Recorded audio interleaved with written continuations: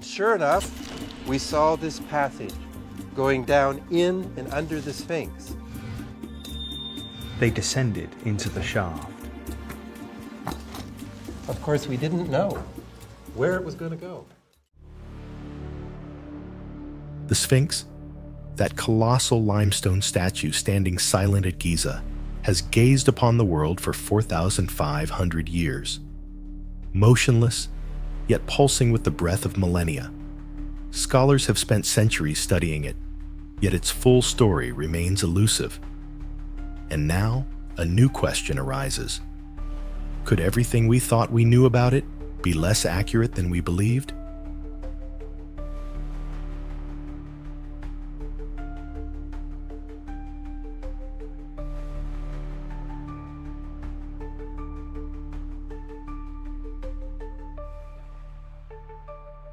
Recently, a scientific revolution unfolded. Using cosmic-muon technology and artificial intelligence, researchers uncovered a map of mysterious underground chambers beneath the statue. Voids that, until now, existed only in legend. What lies hidden in these chambers? Are they remnants of an ancient civilization, older than Egypt itself, with knowledge beyond our wildest imagination? Or merely natural caves tucked within porous limestone? These questions are opening a historical enigma, one that could reshape how we view humanity's evolution. The secrets the Sphinx holds might even be clues to a larger question. Where do we truly come from? Standing under the blazing sun of the Giza Plateau, you can almost feel the air itself whispering, eager to tell an unfinished story. First, let's consider its location. It's no accident. Never is. The Giza Plateau sits on the Nile's west bank, about 15 kilometers southwest of central Cairo. Once the heart of a dazzling civilization, it's part of the Memphis necropolis, a sacred ground where pharaohs built eternal tombs as enduring proof of human intellect and ambition. Sounds dry, but just know you're standing on land that was once the epicenter of a great civilization. The Sphinx doesn't stand alone in this place. It's positioned southeast of Giza's three great pyramids, right in front of Pharaoh Khafra's Valley Temple, linked to his pyramid by a stone causeway over 400 meters long. Its gaze faces east, where the sun rises, not just for aesthetics, but with profound spiritual meaning. Ancient Egyptians saw the sunrise as a symbol of rebirth, the embodiment of the god Ra. In this belief, the Sphinx is like a gatekeeper of the cycle of life and death, silently watching the threshold between existence and eternity. Step closer, and you'll notice the space around it is special too. The Sphinx wasn't built from stacked stones, but carved directly from the plateau's limestone bedrock. It's as if nature gifted them a massive block, and human hands merely awakened the form hidden within. To shape the reclining lion, they dug deep, creating an enclosure, a vast pit cradling the statue's body.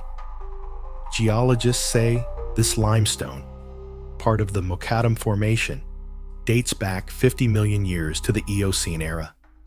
It's the same stone quarried for the pyramids, and the Egyptians used it masterfully, turning a natural monolith into a majestic, haunting, half-human, half-beast figure. In front of the Sphinx lies the Sphinx Temple, a limestone and red granite structure thought to host sacred rituals. Now just silent ruins. Archaeologists believe it was once a hub for offerings, where ancients sent prayers to the gods. Scattered around are smaller tombs and structures, like fragmented pieces of a complex ritual system we don't fully understand. So, the Sphinx isn't just stone, sand, or a relic of a bygone civilization. It's a mirror reflecting humanity's quest for immortality, a desire to leave a mark for eternity. Its secrets have driven centuries of search for answers, and now, modern technology is unveiling startling hints about it.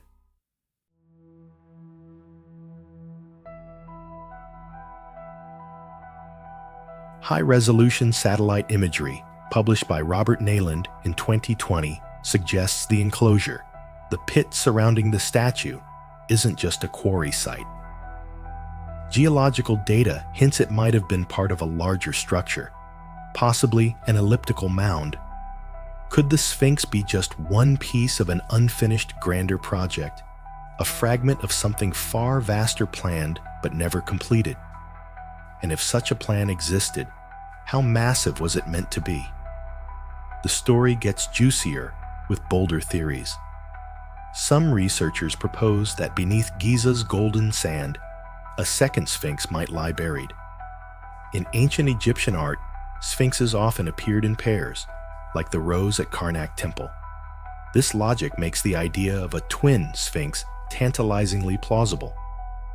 In 2024, a technological leap reignited debate. Geophysical surveys using ground-penetrating radar, GPR, detected an L-shaped anomaly near Khufu's pyramid. This could be the foundation of a larger structure, perhaps a symmetrical counterpart buried for millennia. If true, it would reshape our view of the Giza Plateau. Not a lone sphinx, but a pair of gatekeepers, guarding some secret below. Maybe an ancient knowledge vault, or a spiritual legacy the Egyptians meant to hide forever. We can't be certain yet. But amid the theories, one truth is undeniable. The Sphinx stands unmoving through millennia. So, when exactly did it begin? I mean, where does its story start? We know the Sphinx is a symbol of royal power, a link between pharaoh and gods, perhaps a bold claim that the king's authority transcends time. But who ordered this giant carved? Why? And how did a civilization with only copper and stone tools shape a monolith into one of the planet's greatest monuments? To truly understand this masterpiece, we must rewind over 4,500 years to when a powerful pharaoh spoke. In that moment of origin, clues begin to emerge. The Giza Plateau, circa 2600 BC. The sun scorches the desert, heat searing every weak creature. The clang of hammers and chisels echoes, blending with the wind whistling through endless golden sands. At this massive worksite, hundreds of workers toil, bare backs drenched in sweat, tirelessly pounding to turn a limestone monolith into the Sphinx. This is how scientists envision the creation of the Sphinx during the Old Kingdom's fourth dynasty, a peak of ancient Egypt's skill, power, and pride. If you could travel back, you'd see a wholly different Sphinx, not the weathered gray of today, but radiant like a descended god. Nearly as long as a football field, it awed all who saw it. Its head alone stands 4 meters tall, about a 2-story building. No one can weigh it precisely, of course, but with limestone's average density of 2.6 tons per cubic meter, its mass could reach hundreds of thousands of tons, a phenomenal feat, making the Sphinx the largest monolithic statue ever crafted by humans. At its peak, its body was painted vivid red, with hints of gold and blue on the Neme's headdress, gleaming under the desert sun. Traces of that red, noted by archaeologists in 2020, still linger on its body, whispering of lost glory.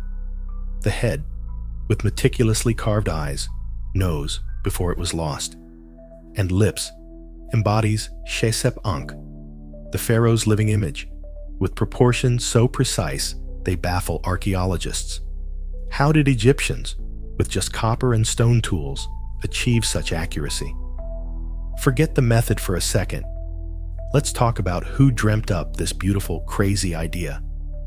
Most archaeologists, including Mark Lehner, who spent 4 years from 1979 to 1983 studying the Sphinx, believe Pharaoh Khafre was its mastermind. Clues lie in Giza's layout. The Sphinx faces Khafre's Valley Temple, linked to his pyramid by a 400-meter causeway. The statue's face, though now noseless and eroded by sand, retains key features. The royal nemes, headdress, and traces of a false beard, matching Khafre's statues in the Cairo Museum. Modern tech bolsters this theory. In 2020, Lehner's 3D analysis showed striking similarities between the Sphinx's facial contours and Khafre's portraits. The enclosure's walls, sloping 70 to 80 degrees, align perfectly with 4th Dynasty building techniques. These pieces fit together, painting a picture many believe is airtight. Khafre commissioned the Sphinx, but this clear picture has blurry spots. Some scholars offer a twist, complicating things. In 2004, Egyptologist Vasil Dobrev argued it wasn't Khafre, but his brother Jedefre who built it, to honor their father, Pharaoh Khufu, builder of the Great Pyramid. Dobrev's evidence? A subtle detail. The royal cubit, about 52.5 centimeters, found in the enclosure's stones, matches Jedefre's construction style at his Abu Rawash pyramid. It's compelling, but both theories, Khafre or Jedefre, lack a critical piece. No text, inscription, or note names the Sphinx's true creator. Unlike the inscription-laden pyramids, the Sphinx is mysteriously silent. Then, from scholarly debate, the story veers into thrilling territory. Geologist Robert Schoch of Boston University shocked the world, claiming the Sphinx could date to 9,000 and 12,000 years ago.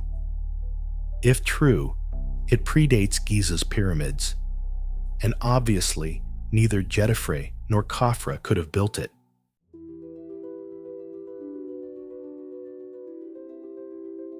Schoch's research hinges on deep erosion grooves, 1-2 meters, along the Sphinx's body. Notably, Giza's pyramids, built from similar Tura limestone, show no such erosion. If both were carved at the same time, why would sand and wind spare the pyramids and only attack the Sphinx? They might belong to different eras. Schoch argues these grooves aren't from wind, but from heavy rain during the post-Ice Age, when Egypt was wet, with 100-200 mm annual rainfall. He estimates the Sphinx's construction at 7000 BC, the last period with enough rain to cause such erosion on limestone. If true, the Sphinx belongs to an unrecorded prehistoric civilization, advanced enough to sculpt massive stone with stunning precision, thousands of years before Egypt's pyramids. The idea is both controversial and chilling. If correct, everything we know about civilization's history needs a rewrite. See? The Sphinx, that silent desert giant, seems to taunt posterity. It leaves clues to spark questions, but withholds the final answer. That silence makes it ancient Egypt's greatest mystery, a secret time patiently guards. Back to the theory at hand. Zahi Hawass, former Egyptian antiquities minister, and Mark Lehner, Giza's top archaeologist, poured cold water on Schoch's bombshell. They called him a pseudoscientist, insisting 7000 BC couldn't host a civilization capable of building the Sphinx. They argue the grooves aren't from ancient rain, but from dissolved salts and groundwater seeping through porous limestone, crystallizing and damaging the surface, a geological process called haloclasty. In short, they blame underground water. Notably, the Tura limestone elsewhere in Giza lacks similar erosion, poking a hole in Schoch's wet climate argument. Fine, maybe Schoch was wrong. Let's say that for now. But his question lingers like a haunting shadow. If not rain from 10,000 years ago, what carved those mysterious grooves? Are we sure it's just sand, wind, or dissolved salts over millennia? Modern science stepped in, showing its muscle.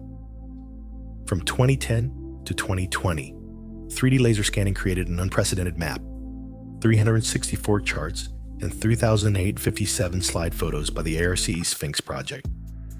From 2020 to 2025, EBSCO's AI system analyzed this data, revealing an average erosion rate of 0.05 to 0.1 millimeter per year, with wind and sand accounting for 10 or 15% of the statue's current shape. These dry numbers hint at a truth. Even stone isn't immortal, and sand has its own power. But nature's power, wind and groundwater, seems insufficient for 1 to 2 meter deep grooves. At 0.1 millimeter per year over 4,500 years, you'd get barely half a meter of erosion. Those winding grooves would need over 10,000 years to form, right? Circling back, doesn't Schoch's timeline start to feel plausible? I'm not talking rain or wet climate, I mean the date. A 9,000, 12,000 year timeline isn't laughable. If true, though, who carved it? This brings up another fitting theory. Could the Sphinx have started not as human handiwork, but as a natural rock formation, a yardang, shaped by centuries of desert wind into a lion-like form before Egyptians refined it? In 2023, NYU's Leif Ristroff ran an AI-simulated wind tunnel experiment. At 20-30 ms winds, just 100-200 years could erode soft limestone into grooves and contours resembling the Sphinx's body. This theory draws on Robert Neyland's 2020 satellite imagery, showing similar natural structures near Giza, like proto-sphinxes. Not everyone buys it. Egyptologist Mark Lenner argues the body clearly results from quarrying the same stone used for the pyramids. He sees no yardang erosion signs before human intervention. Plus, no other yardang on the Giza Plateau matches the Sphinx's shape. So, did Egyptians craft it entirely, or did nature lend a hand? It's tough to say without enough clues. This lack of clues fuels wild imaginations about the Sphinx. Robert Neyland boldly suggested the head might have been carved from a separate stone, not a true monolith. Why? The head's stone hardness, Mohs 5 to 6, differs from the body's, Mohs 3, 4. If true, the Egyptians' feat might be less miraculous than thought, but still incredible. Attaching a 2-story high head to a 20-meter hill isn't easy, even for modern engineers. And how they built it remains a headache for archaeologists and engineers. Mark Lenner estimated 100 workers, toiling 10 hours daily, could finish it in 3 years. But with only crude copper and stone tools, how could they carve a massive form from Giza's natural limestone? Copper is softer than limestone. Chisels would chip, deform, or wear out fast. So maybe 3 years with 100 workers wasn't enough. Or, if they did it, their tools weren't just copper and stone. These inconsistencies make us pause. Do we truly grasp the ancient Egyptians' capabilities? The problem is, we can't reconstruct the stone's original form before 2600 BC. So these theories hang like an ill-fitting puzzle piece. Here, preservation efforts marked a turning point. During reinforcement, scientists stumbled on strange traces, opening doors to grand secrets.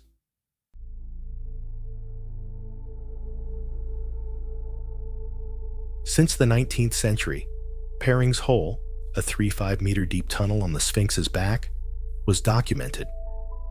In 1988, Zahi Hawass's team, drilling the enclosure to strengthen it, found a small, 2-3 meter deep chamber near the front left paw. It was sealed immediately over collapse fears. The story seemed closed until 3 decades later, when modern tech revived doubts. The deeper we peer into the statue, the more anomalies appear, making history's narrative feel off. The 2024 Malanga Biondi May study found geophysical anomalies suggesting larger chambers, possibly 10-15 meters wide. They even shocked the world, announcing GPR detected a cylindrical void 600 meters deep under the enclosure with 85% confidence. This sparked unanswered questions.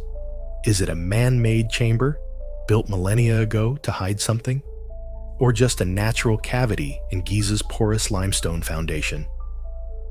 From this, a heart-pounding theory emerged. John Anthony West and Edgar Cayce's Atlantis connection theory claims the Sphinx is a remnant of Atlantis, the mythical civilization lost to cataclysmic floods. They believe the voids hide an ancient knowledge vault with evidence like the Bahamas Bimini Road as a connecting link. Naturally, Zahi Hawass dismissed it as pseudoscience. Yet, GPR data shows outlines too regular to be natural. If not Atlantis, what are these voids?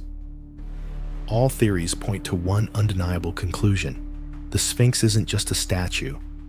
It's a piece in a colossal intellectual game, a puzzle that could rewrite human history if solved. It doesn't just guard Giza's pyramids. It holds a secret yet to be unveiled.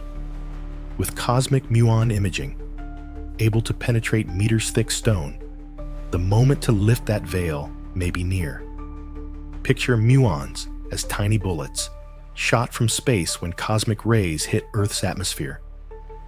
Every second, countless muons rain down, zooming near light speed, piercing everything. Your body, meters-thick limestone. But dense material deflects them, leaving traces special devices can detect. This muon imaging isn't new. In the 1960s, physicist Luis Alvarez tried it in Khufu's pyramid, hoping for hidden chambers. Results were slim then, but tech has evolved. By 2015, Mehdi Tayyoubi's Scan Pyramids project used advanced muon detectors, uncovering the Big Void, a 30-meter chamber in Khufu's pyramid. Published in Nature in 2017, it captivated global archaeology and science. People wondered, if a thoroughly studied structure hides such a void, could the Sphinx, with its porous limestone and myth-laden history, conceal something even wilder? In 2023, Scan Pyramids turned to the Sphinx.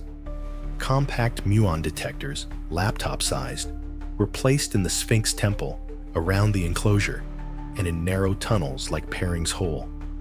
The goal was bold: map a 3D blueprint of all voids inside and beneath the Sphinx without a single drill or shovel. By September 2024, Nature published results that set science ablaze. Muon data revealed at least 3 small chambers, 1 to 5 meters wide, under the front paws and left flank. But what made people restless was a larger structure, 10-15 meters deep. Its shape differed from natural limestone cavities. Muon deflection data suggested a man-made void. Could it be a secret room, a hidden passage, or even the fabled Hall of Records Edgar Cayce spun in the 1930s?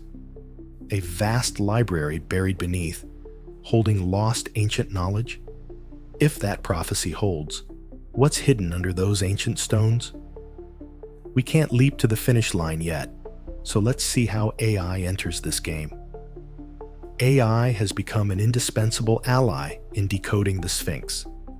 Terabytes of muon data, dry numbers, on angles, density, and intensity, are fed into deep learning models.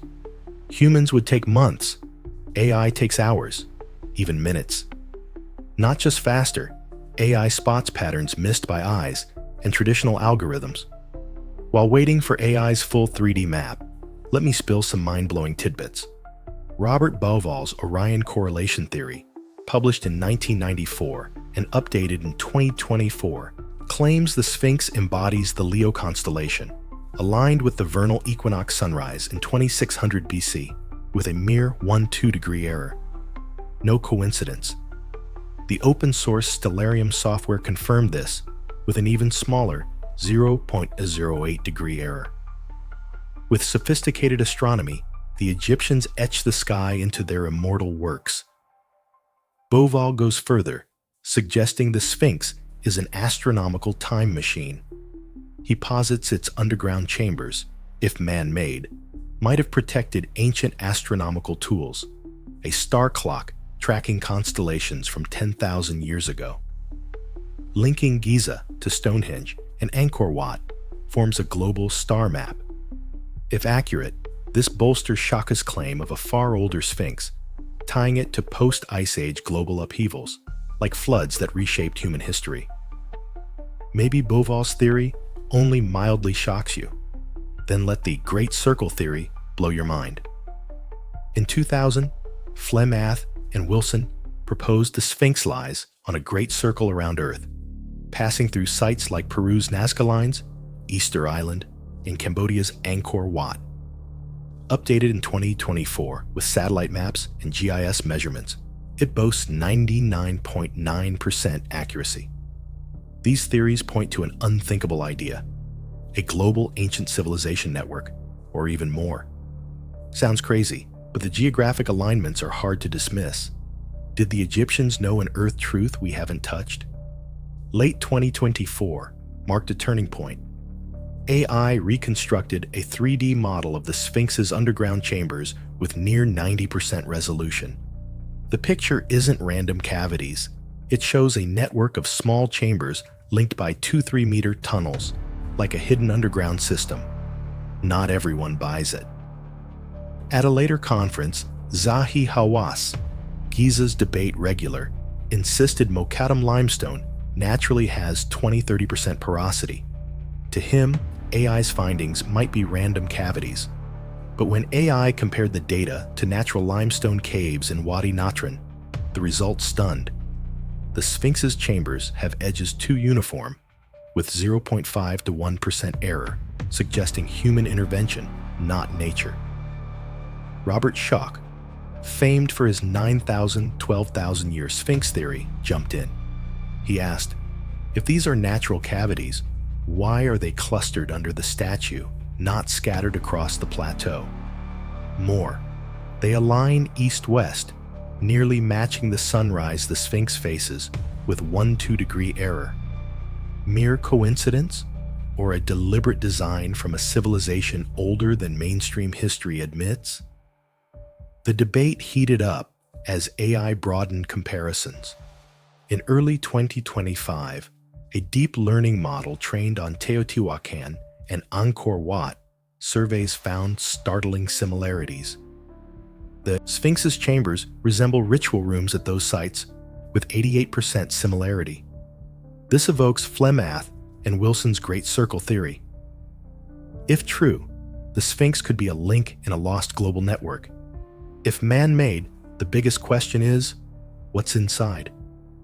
Ancient papyri with lost knowledge, stone or metal tools from another era, or evidence of astronomical prowess beyond what we credit the Egyptians? Not all scientists are swept up in this excitement. In an Ahram Online article, Zahi Hawass urged caution. Muons and AI are powerful, but can't replace traditional archaeology. He noted porous limestone can trick detectors, and imagination can outpace science. He recalled a bitter 19th century truth. Small cavities like Perring's Hole, 3 to 5 meters deep, were explored but held only dirt and rubble. Even Hawass, the cautious skeptic, can't deny the latest muon data. A Scan Pyramid's internal report leaked a shocker. Researchers found a small metallic object, 30-50 centimeter, in a 5-meter deep chamber. Metal, buried in 4,500-year-old limestone? If confirmed, it could upend our entire view of human history. Pause, take a deep breath, and feel this tense air. We're at a historical crossroads where any theory could reshape how humanity sees itself. If just natural cavities, the Sphinx keeps its mystery, daring us to keep searching. But if those voids lead to a passage, we might witness a monumental turning point. Beneath those silent stones could lie evidence of a prehistoric civilization, older than Egypt, one with astronomy, architecture, or even technology we can't imagine. Modern muon tech and AI are crafting detailed 3D stone maps, but not until 2026 will we have a complete blueprint of the voids beneath. To boost the project, scientists plan to install 20% more sensitive muon detectors around the Sphinx temple and enclosure. This promises unprecedented clarity through stone. But a question lingers. If a passage is found, will Egypt allow excavation? Or seal it, as they did Perring's Hole in 1988 over collapse fears? Any move will spark fierce debate, as this isn't just an archaeological site, but a civilization symbol. Now, face the open questions the Sphinx poses, questions that give goosebumps. If those underground chambers are man-made, what do they hide? Could it be a vast knowledge vault, as Edgar Cayce's controversial prophecy claimed, holding papyri on ancient astronomy? Or a cache of strange tools, proof of a prehistoric civilization with math, astronomy, and engineering beyond our imagination? And if that leaked metallic object exists, the stakes get thornier. Where's it from? A product of an ancient civilization where humans, I'm not sure about that, knew metallurgy and countless sciences millennia ago? Or something left by an entirely alien hand, not of this earth? Such theories were once called lunacy, but as tech unveils undeniable data, the line between truth and myth thins. The real chill is this question: what happens when we find the answer? Picture 2026, when the muon map is done, a passage found, and a door to underground chambers opens. That moment could change our understanding forever. If those voids hold proof of a civilization far older than Egypt, how will humanity react? Some might cheer it as a leap toward our origins, but there'll also be unease, even pushback, as it challenges every ingrained belief, every system of knowledge rooted in history and culture. The Sphinx, then, isn't just a giant limestone statue. It's a living question, a mystery stretching to our origins. Where do we come from, and are we truly ready to know? When that door opens before you, will you step in or turn away, letting the Sphinx guard its secrets as it has for millennia? Look into those limestone eyes again. In their unchanging silence, something beckons. It knows more than we think, and it waits patiently for the day humanity is brave enough to face the truth.